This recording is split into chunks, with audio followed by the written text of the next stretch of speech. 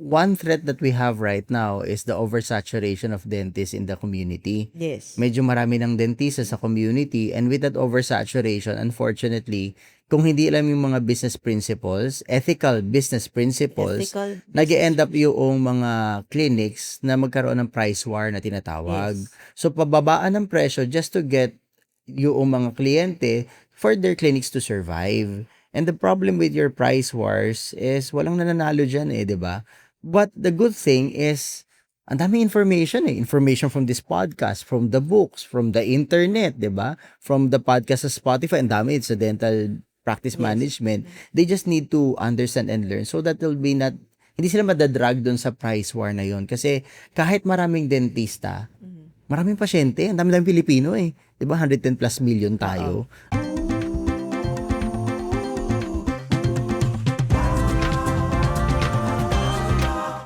Welcome to Safe Space Connects, where we bring together the brightest minds in dentistry.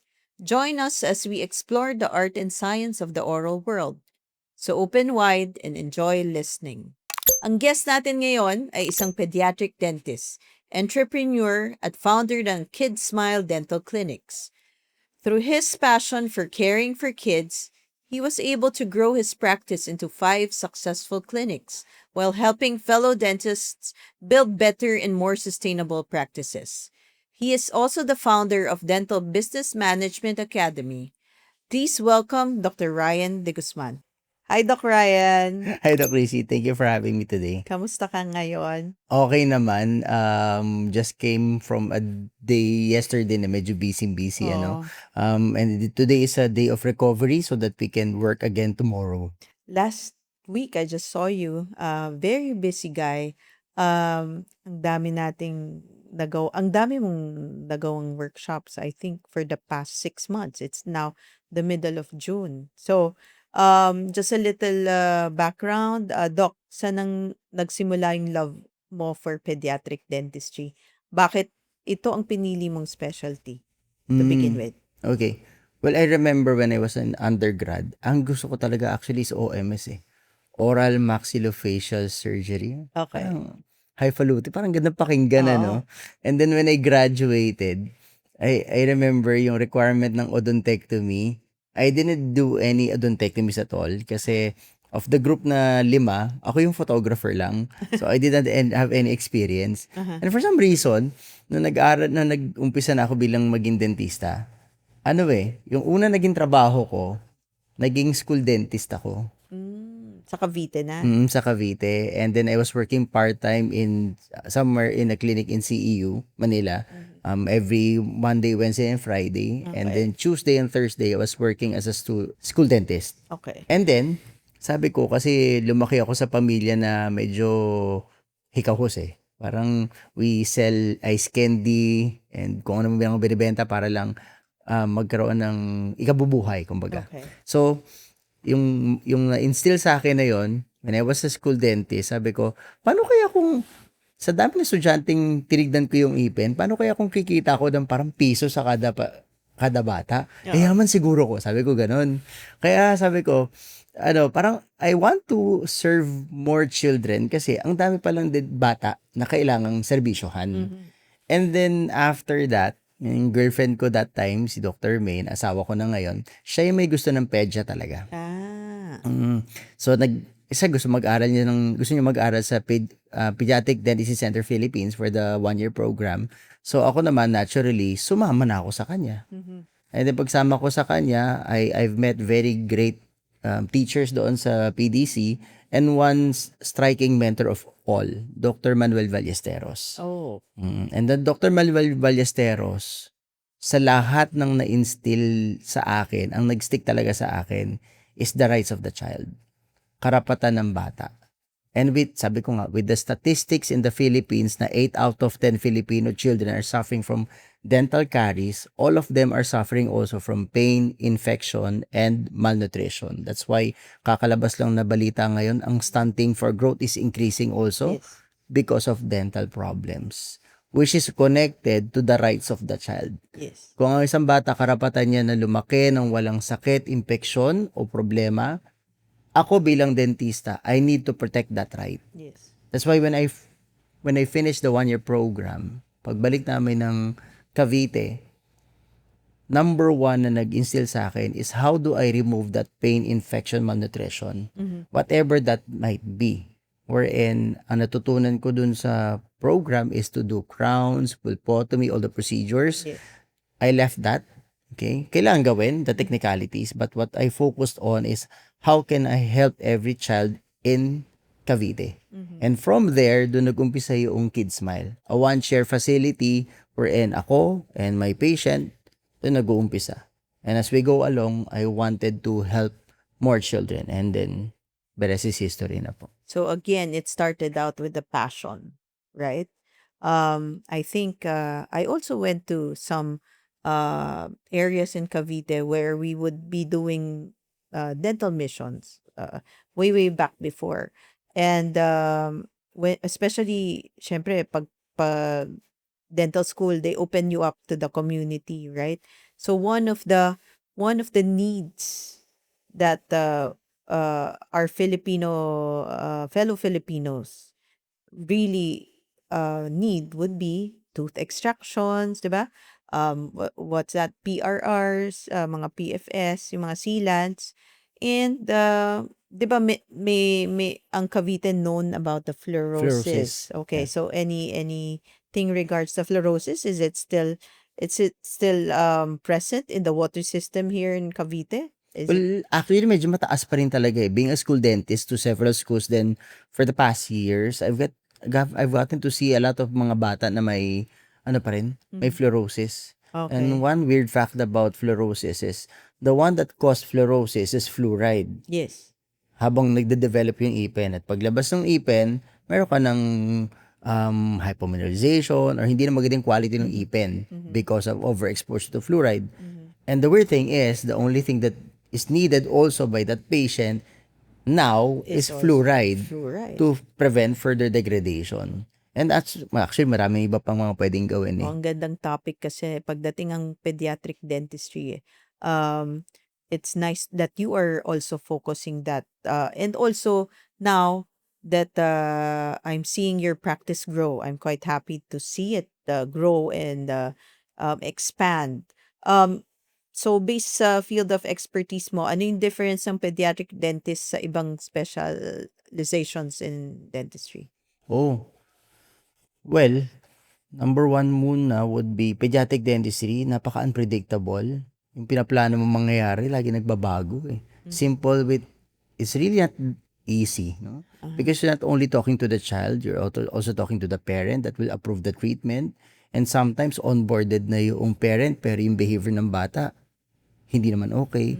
Or okay yung behavior ng bata for a procedure, but the parent is not okay. Yung kanyang beliefs, yung values, or minsan, unfortunately, would be the economical side. O, kaya, ang maganda rin sa pediatric dentistry is sobrang dami ng pwedeng solusyon. Yes. Sobrang dami. And as I have read a lot of evidence-based papers, pediatric dentistry is moving towards a simpler practice wherein you can provide a treatment that is good but is equitable for anyone. May pambayad or wala. And also, you manage it to be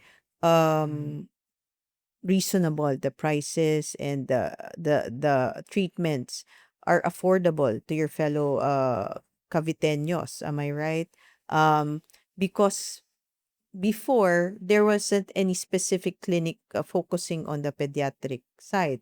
Now that you have started, and some of our dentists also have their own pediatric practices, it's nice that you guys focus on taking care of kids.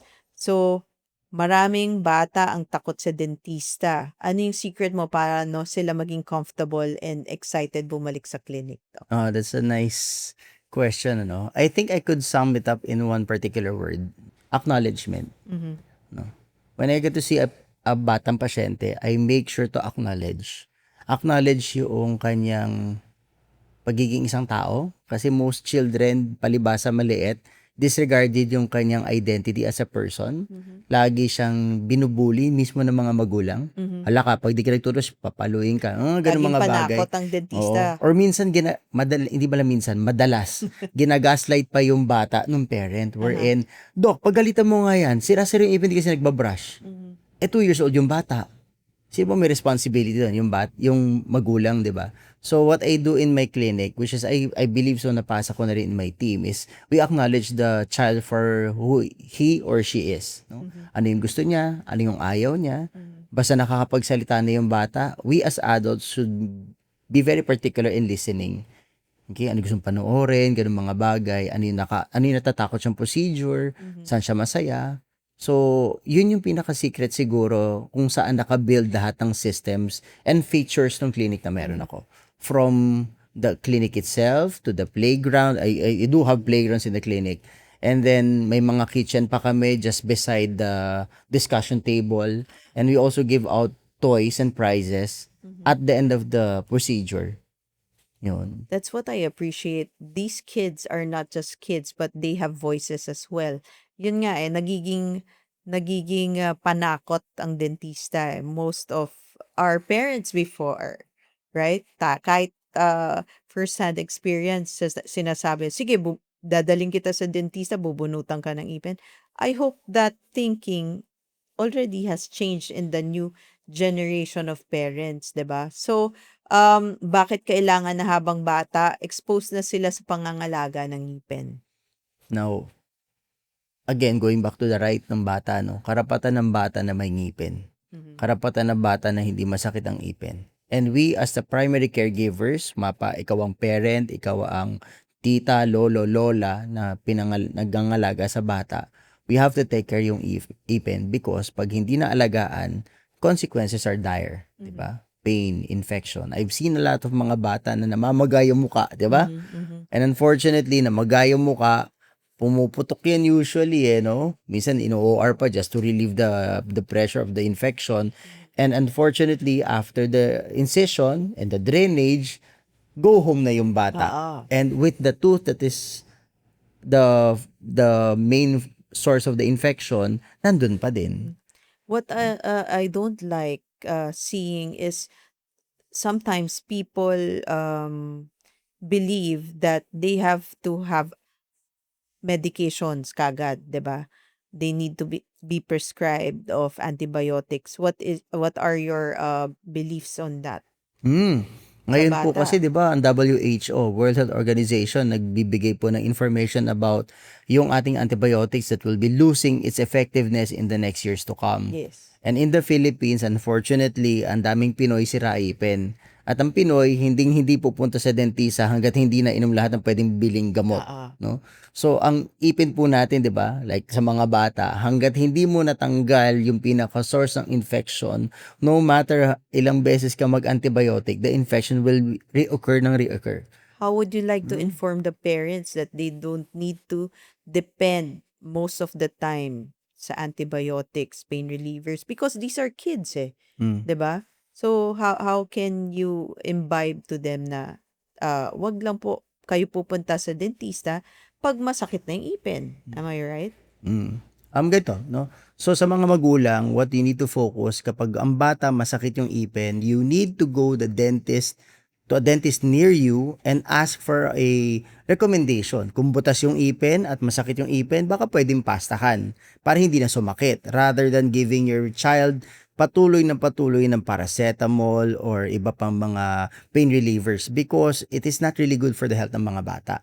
Lalo kung long term. Imagine yung bagang na masakit ng bata, hanggang 12 years old yan nandyan. Hanggang 12 years old siya ay magpaparacetamol. So very important na dapat may particular treatment na ibibigay. Kung may pamamaga naman, ang bago po ngayon na panuntunan, kapag ang pamamaga or yung nana is limited malapit dun sa may gilagid sa ngipin, yun po, hindi kailangan antibiotic. But kapag naging cellulitis na siya, medyo malaki na sa mukha na already, systemic infection, yun, kailangan na ng antibiotic. Again, ang antibiotic, nawawalan na po ng bisa. Baka pag kailangan na ng anak ninyo, doon na siya hindi gagana. Kaya iwasan mag-antibiotic kung hindi naman kailangan. it's very good that Dr. Ryan is now informing the parents as well. And of course, the dentists are responsible if we just give antibiotics immediately just to attend to the problem. It's more of preventing the problem and informing the parents on how to prevent, 'di ba? So that's why we always recommend that your kids have to visit the dentist at least twice a year or see your dentists na malapit sa inyo, 'di ba? That's it. Just a short simple visit eh. Magkonsulta lang, oral hygiene instructions, right? So that is how I want Dr. Ryan to be uh affecting the local community of being aware on how caries can start, yung mga little things like that. So, ngayon, Doc, how many clinics do you have? Right now po we have 5 operating, and then we have plans of opening I think 3 or 4 So, this is within the just in year. Cavite area or am I seeing more clinics somewhere else? We have 4 clinics in Cavite, 1 in the BF Homes Parañaque. Mhm. And then ang goal ko po talaga kasi is talagang hangga't makakaya maka-reach out sa communities kung saan walang pediatric dentist. And syempre geographically speaking, we'll be focusing on Southern Luzon. Oh. So, what made you realize na you should expand mula from one practice papunta sa numerous practice or expansion? Hmm. At the end of the day, no, binalikan ko lang din yung natutunan ko kay Dr. Manuel Ballesteros, no? Okay. Rights of the child. I want to protect the rights of the child as much as I can. But unfortunately, I'm limited to 2 hands lang. Mhm. If I want to help that child clinically, I'm bounded by the limitation of my 2 hands. That's why I needed to develop a team. Mhm. And nung nakapag-develop na ako ng team, nakita ko na kung paano marami talagang mga pasyente. Ang problema ko na lang ay hindi na po kaya ma-accommodate ng current capacity. Aha. And because of that limitation ng current capacity ng isang clinic, kung bakit nakita po namin na kailangan na magdagdag ng clinic. And ngayon po, we have place in Cavite. We have patients coming from Southern Luzon pa talaga, from Mindoro, Batangas, Laguna. That's why we are looking into that na paano makapaglagay. Kasi actually, ang punta sa dentista every 3 months, pag Yes. bata, no? Or pag high risk. Yes. So, I want to bring that facility, that dental home closer to them para yung mga magulang hindi masyadong masakripisyo para lang madala yung mga anak nila sa dentista. Thank you for that information because I think the population of the kids nowadays are growing, right? So education, in terms of education and in terms of services, they really need pediatric clinics all over the Philippines. So, sa pagpapalaki ng dental practice, ano yung pinakamalaking challenge na nararanasan ninyo bilang dentist or business owner ngayon? As a dentist, no, Yes. lahat sa atin siguro meron tayong innate character Okay. na tayo ay perfectionist, Mm. no? Meron tayong certain degree of perfectionism. Parang pag hindi naman kayang gawin ng iba, ako na lang. Parang ganun tayo, no? So, that's the first challenge. So, paano ko kaya ma-replicate yung sarili ko? Or better yet, how can I replicate myself with the replication even developing better than myself? Mhm. So that's where we focus for the past years, and I've developed a culture of learning within the community ng clinic wherein natututo sila sa akin, sa iba-ibang mga tao sa clinics, and to a point wherein nag-improve sila. And we even offer opportunities for learning postgraduate. No? Yung mga 2-year program na meron tayo, we offer scholarships or opportunities for them to pursue regardless what the challenge might be. So with that, pag na-develop na yung team, that gives me courage to open up another branch wherein it can be headed by those very, very good, passionate, and mission-based dentists. Yes. I'm not only seeing you as a business owner kasi I'm seeing you as a mentor. I've seen you in workshops, seminars, and on how you entice the young generation to start their practices. But of course, what was your favorite book again, Doc Ryan? Paborito kong book talaga, no, yung Start With Why, no? I remember talaga when I was president of the Cavite Dental Chapter for 2018. That was the time. Before reading anything else, I started with that book, Start With Why, and then followed up with the Leaders Eat Last. So that I'll know what my roles are as a leader. Because in Cavite Dental Chapter, 1,200 kami na dentista. Ang dami. So how do I handle? So rather than focusing on the activities, I really focus on how can I be a good leader. Buti pala nangyari no, naging presidente ako ng Cavite Dental Chapter because I got to have that opportunity to learn from those books. And hanggang ngayon, na-apply ko siya. It's something na talagang innate na siguro sa ating mga business leaders din. So you have transitioned from the pediatric practice now that you have taken up your MBA and you are you've started doing workshops and seminars and transition to the dental business management niche. As a business owner, what can you advise to your fellow practitioners about your insights that you have gathered in the field of dentistry? Anong masasabi mo, Doc, sa kanila? Field of dentistry and the field of business, ano? Yes, Sige. on both worlds. Oo. I remember when I had my MBA way back several years ago, no? Sa AIM, dito in Makati. Yes, Doc. Asian Institute of Management. So, it's nice to learn from that cohort. And if I may share with you, yung story ko doon, unfortunately, parang ako yung pinakalaging, ako yung pinaka-napag-iiwanan. Because, Feeling mo ikaw yung napapag-iwanan? oo, binabati lagi ng teacher namin na ang gagaling nyo class, samantalang ako, hindi ko naintindihan yung tinuturo pa sa ngayon. Kasi tayo bilang mga dentista, we were not taught numbers. Yes. We were not taught about systems, management, all of those things. We spent our 6 years really studying Yes. ngipin, On the skills. ngipin. Oo. Diba? Hard skills of being a Theory. dentist. Right? For mga theory, diba? Pero hindi naturo yung numbers. Kaya nung nag-aral ako doon, sobrang hirap talaga. Nahirapan talaga akong intindihin yung mga numbers na yun. So, ina-algebra pa nila and everything. So, that's why I had that epiphany wherein nag-enroll ako sa AM because I want to focus on organizing my clinic. Yes. And if I had a hard time during that program, paano pa kaya yung mga kasama nating dentista na talagang struggling talaga with understanding the practice. That's why I've committed myself to distilling all the information na natutunan ko sa AIM, natutunan ko with other business seminars dito sa Pilipinas. Ang dami-dami na eh. They can enroll actually doon. But word of caution, yun nga po, nakaka-overwhelm yung information. That's why I've committed myself to getting all those information, distilling it, and packaging it in a dentist-friendly manner. Yes. Wherein we as dentists can understand and more importantly, implement with confidence. Step by step kung ano yung natutunan doon sa business side of handling a clinic. Yes. So, like what I've heard with the past guests that we've had, it's more of experience is the best teacher. Is it also true for you? And the money Experience- would come after that, di Oh, ba? definitely, yes. Ang pinaniniwalaan ko is the more value you give, the more money you receive. Yun lang naman, di ba? The more you give, the more you receive, di ba? But in this context, as dentists, the more you provide value to more patients, the higher the value, the better the return.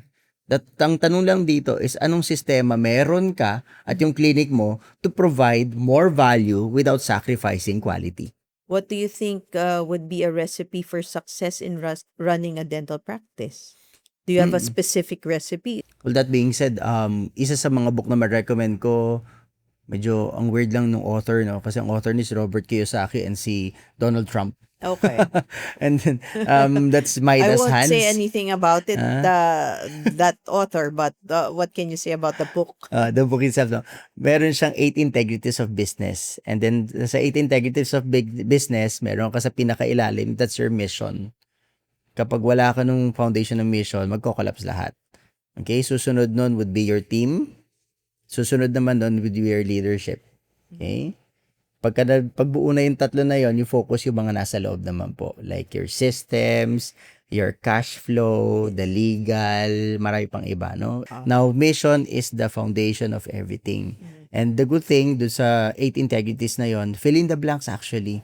Kapag ma-identify mo yung mga checklist doon, you'll see na mas may integrity. Integrity ibig sabihin is buo. yung iyong clinic para siya ay tumakbo sustainably and providing value to more patients as much as possible. So meaning, we really don't have to hurry up things, right? Hindi kailangan isipin, kikita ako, kikita ako. So you have to establish a good integrity and it's not simple, but a complete checklist on how you want to run your practice.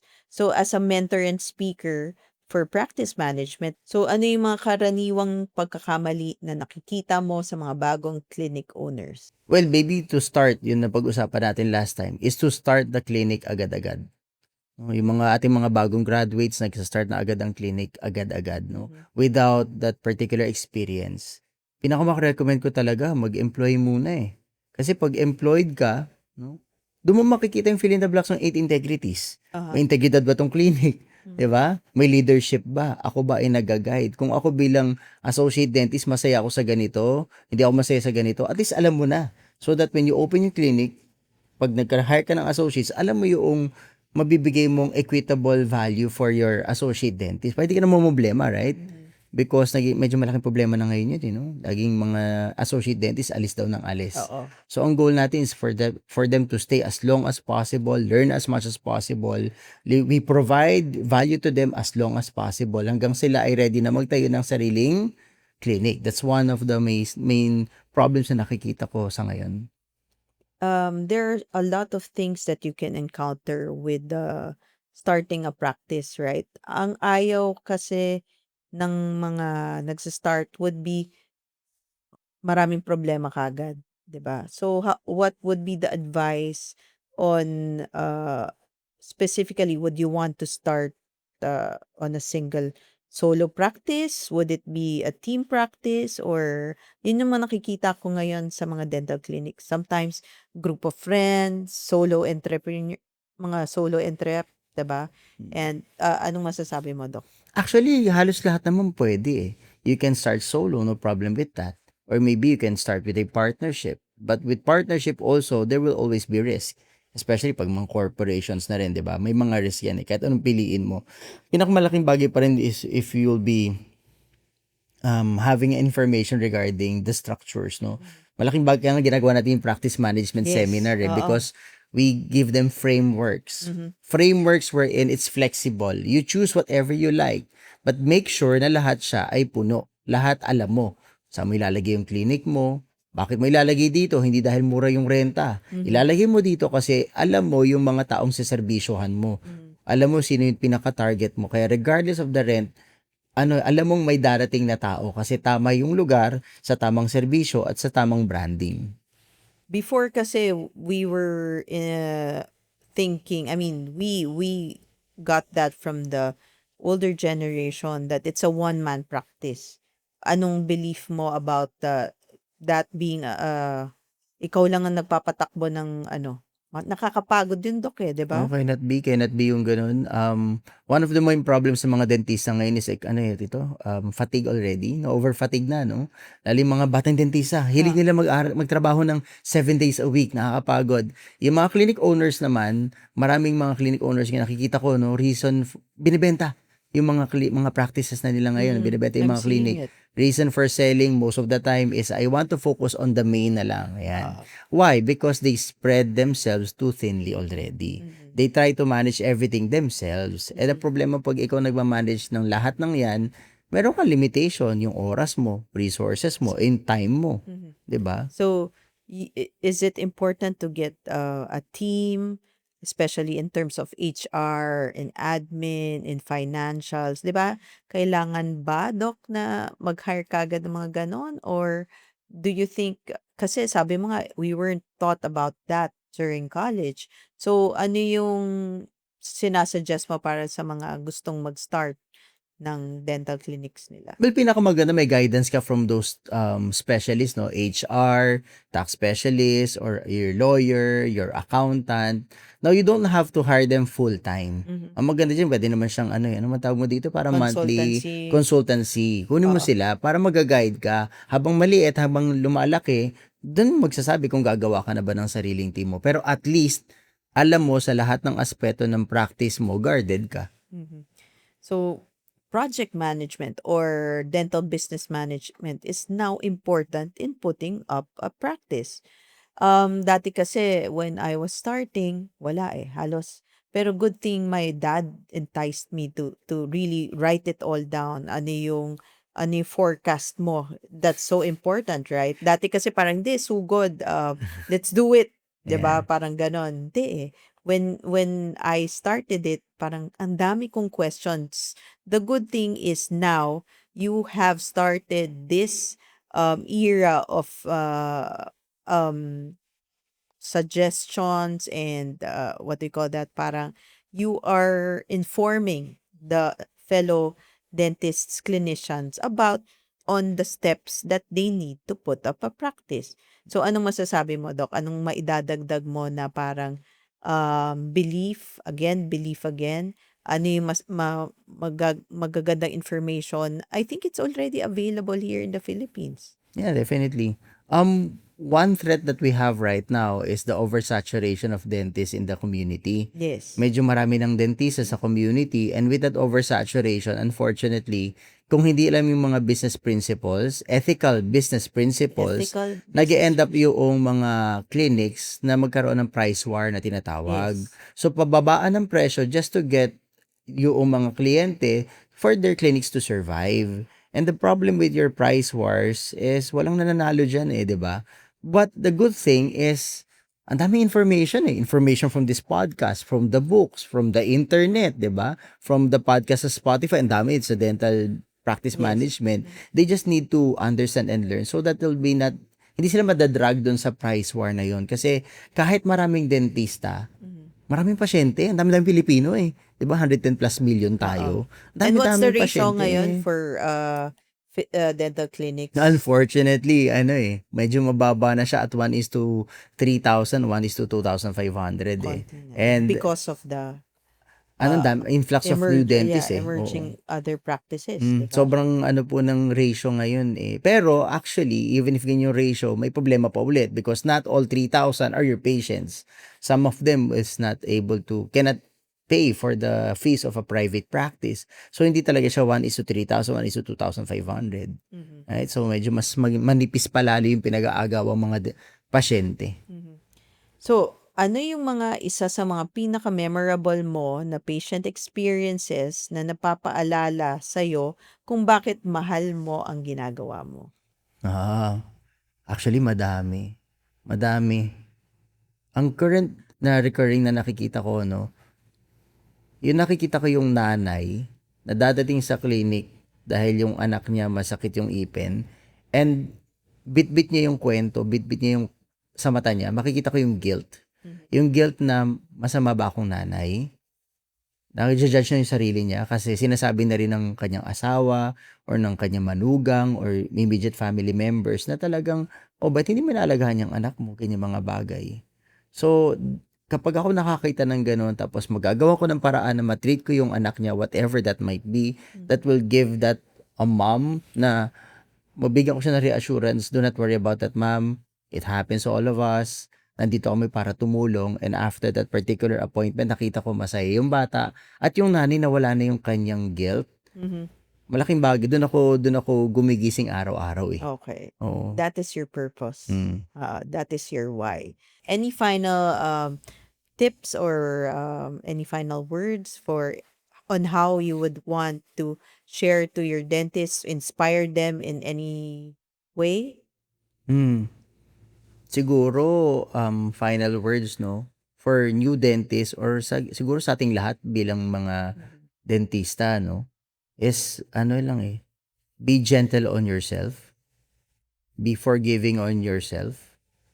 Nasa panahon tayo na kinu-question na natin whether tama ba yung ginagawa natin, napag-iiwanan ba ako, yung mga ganung mga bagay. Kasi social media opens up comparison on all levels eh. Yes. It's Dati, very fast. sobrang bilis, di ba? Dati, kinukumpara mo lang, kaklase mo lang na kapitbahay mo. Ngayon, somebody around the world already na feeling mo na pag-iiwanan. So, at the end of the day, just be more forgiving on yourself. Kung nagkamali ka, ganun talaga, wala namang perpekto, di ba? So, laban lang, tuloy-tuloy lang. Just do your best lang naman to learn as much as you can from mga past mistakes and move forward lang din because at the end of the day, alam mo naman gusto mo lang naman tumulong sa ibang tao, di ba? So, just, ano lang, chill lang. Oo nga eh. Chill lang. And the So, good don't be thing, too hard, no? yeah. Don't be too hard, don't be too fast, do not compare. Well, I myself am struggling din hanggang ngayon kasi as long as you have your social media, you cannot really say na you do not compare yourself to others eh. So at the end of the day, establish mo na lang din kung ano ba yung nagbibigay ng totoong kasiyahan. Mhm. I am fortunate to have my wife, si Dr. May. Sobrang simple lang niya lang eh. And then nakikita ko na kahit sabihin mo kumita ka ng laki, ano, at the end of the day, yung importanteng tao sa'yo, yung partner mo, di ba? Yung asawa mo, yung pamilya mo. And then, if they're happy with something as simple as time na binigay, then, yun na yun eh. Di ba? If your practice covers for those basic things already, no need to to bully yourself up Yeah. para lang mag-produce ng millions on millions. Don't aim for that. Di ba? Okay. Oras na para sa ating Safe Space Connects segment na Truth Be Told. Sasabihin ko lang, Doc, ang isang statement at sasagutin mo if it's a fact or a fake. Kasunod nun, just a short explanation. Handa ka na, Doc? Sige po. Okay. So, truth be told, posibleng ipanganak ang isang sanggol na mayroong ipin, fact or fake? It's a fact, no? So, yung mga babies, minsan pinapanganak sila, may tinatawag na neonatal tooth, no? Tatanggalin ba siya o hindi? In most cases, yes, tinatanggal. For reasons of problem with feeding, and more importantly, kapag natanggal yung ipin, kasi usually medyo maluwag yun eh. Pag natanggal, baka malunon. So, risk for aspiration. Kaya, tinatanggal siya. Truth be told, hindi kailangan mag-floss kapag bata pa, fact or fake? Parang pareho siya eh, no? Fact or fake siya eh. Kasi technically, you do not need to floss baby teeth because naturally, kailangan may space yung mga baby teeth. Magkakahiwalay siya dapat. Pero because of our lifestyle ngayon, the softer foods, usually underdeveloped yung jaw. That's like sinabi ni Dr. Urbi kanina, no? Underdeveloped ang jaw, magkakadikit na yung mga ngipin. And with the high carbohydrate consumption ng mga foods ng mga bata ngayon, mas dumidikit. Kaya kailangan ng brushing and more importantly, flossing. Truth be told, nakakasira ng ngipin ng mga bata ang pag-inom ng gatas bago matulog, fact or fake? It's a fact, no? Why? Because yung gatas, yung milk, they are very high in sugar. Sobrang taas sa sugar. Almost comparable to soft drinks. No, if you drink milk and you go to sleep without brushing, yung asukal na yun will stay there. At yung asukal na yun, kakainin ng bakterya, yung bakterya magpuproduce ng asido. Yun yung tutunaw sa ngipin. Pag araw-araw, gabi ginagawa yon, matutunaw yung ipin. Kaya pag makikita po ng mga magulang na may parang chalky white, Oo. that's the start na sobra-sobra na yung acidity sa bibig. And it's not really good. Again and again, maraming salamat Dr. Ryan sa pag-share mo sa amin ng iyong kaalaman at kwento tungkol sa pediatric dentistry and now practice management. To our listeners, sana marami kayong natutunan kung paano pagsabayin ang pagmamalasakit sa pasyente at tamang pagpapatakbo ng dental practice. Thank you, Doc Ryan, for giving us a chance to guest you here. Again, saan ka namin makikita? Or are we seeing you in upcoming workshops, seminars in the near future? Well, collectively, nakikita ko sa Kidsmal Facebook pages. And then I have my, Facebook account mismo. I have my YouTube, no? And meron din tayong mga workshops na lumalabas po is your Dental Business Management Academy. We're doing our best to make it available every month. And then for the next months to come, hopefully madala na rin po natin siya sa iba-ibang probinsya sa buong Pilipinas. And I'm excited for a lot more projects by Dr. Ryan. Thank you very much again, Doc. Maraming salamat. Maraming salamat po.